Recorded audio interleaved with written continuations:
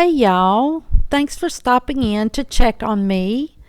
I am still in production mode for the market that I'm going to be a vendor at in November. So it's a holiday market. So today what I'm doing is making bookmarks out of napkins. You can see that I've got a ready-made tag, blank tag that I had in my stash. I got them from Amazon. And I chose a napkin that has an autumn theme. You can see that it's got puppies on it and pumpkins and some woodland animals. And I thought it was adorable. So here what I'm doing is I've gotten it down to the patterned layer, taking the 2-ply off with a piece of cellophane tape. So I'm just trimming it down to get it down to the panels that I can separate here and get it so that it's large enough that it will cover the tag. And I'm making it so that it's front and back. So here I'm just choosing which 2 panels I'm going to put on this tag. So getting that, I am going to put a thin layer of Mod Podge on the tag, and I really want to make sure that I get it around the corners and down the middle and just use a thin layer. Now I am going to laminate this tag, but I want to make sure that it's stuck down and not too wrinkled. You can see that it's curled a bit under the wetness of the wet adhesive, the Mod Podge, but when I add some to the back of the tag and laminate it, it takes care of that issue.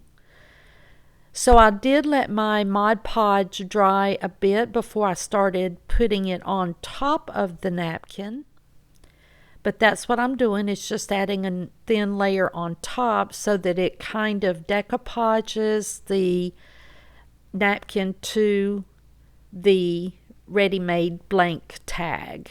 And then now I'm going to start on the back. The front had dried, and I'm making sure to get the edges once again, just following that same process. And you can see that my tag has already flattened out mostly. So here I am just getting the back layer on. And you have to use just a gentle touch, getting it down to the 1-ply. If you're too heavy-handed with it, you know that it will tear. So I just used a very light touch. And then I couldn't wait, so I decided to use a heat tool to help with the drying process. This was actually the first time I had used my Gina K Design Fuse foiling system machine to laminate, and it worked beautifully. So I have it on level 3. I let it heat up first, and now I've got it going through, and it just worked beautifully.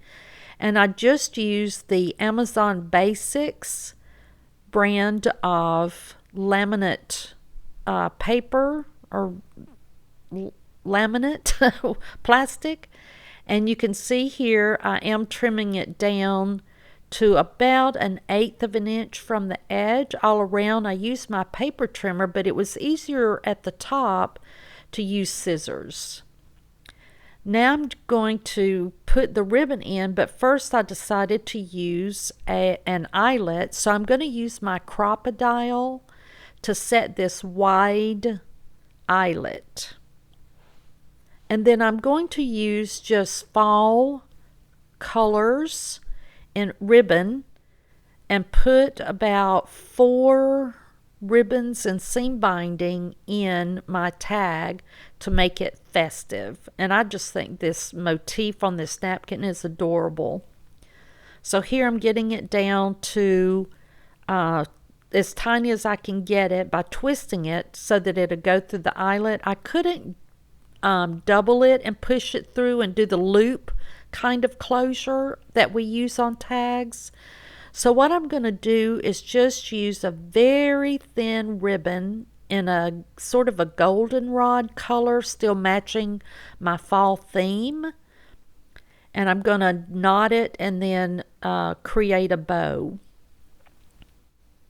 And I think that's going to work just fine. So I still have about 10 weeks until the market, and I'm using the bookmark in a book, and I'm going to see how well the ribbons hold up. So we'll see.